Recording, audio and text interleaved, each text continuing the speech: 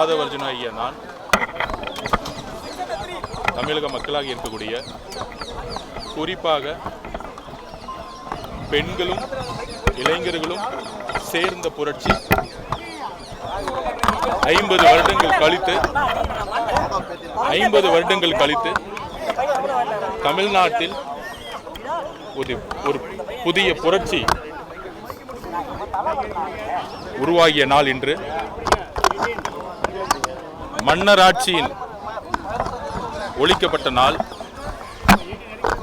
பிறப்பால்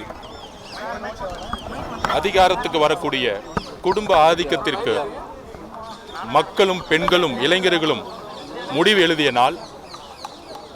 குறிப்பாக எங்களுடைய தலைவருடைய திருவாரூர் பிரச்சாரத்துக்கு அப்புறம்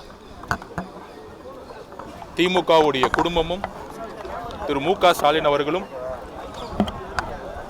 கரூரில் எங்களுடைய குடும்பத்தில் 41 உயிர்களை இழப்பதற்கு ஒரு முக்கிய காரணமாக இருந்த நொடியிலிருந்து தமிழக பெண்களும் இளைஞர்களும் இந்த திமுகவுடைய கொடுமையான ஆட்சிக்கு முடிவு கட்டக்கூடிய ஒரு நாட்களை எண்ணிட்டு இருந்தாங்க.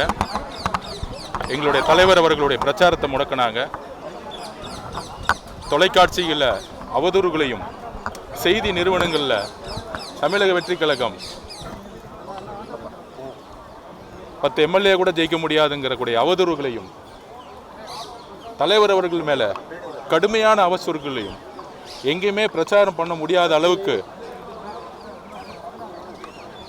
ஒரு அரசே மு க ஸ்டாலின் அவர்கள் சொல்லுவார், நாங்கள் தமிழக வெற்றி கழகத்தை பற்றி பேசினதே இல்லைன்னு. ஒரு அரசை எதிர்த்து நின்றுச்சு தமிழக வெற்றி கழகம் எதிராக நாடகமாடிய ஒரு அரசு. இந்த குடும்பம் என்ன மாதிரி நாடகம் ஆடினாங்க, ஊழல் மட்டுமே செஞ்சுட்டு இருந்தாங்க.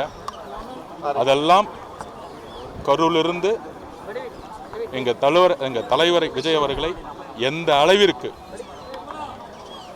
விமர்சனங்களும் எந்த அளவிற்கு அவமானங்களும் ஏற்படுத்தினார்கள் தெரியும். தமிழக மக்கள் ஒரு மாற்றத்தை உருவாக்க போறாங்கன்னு நாங்கள் 6 மாசமா சொல்லிட்டு இருந்தோம்.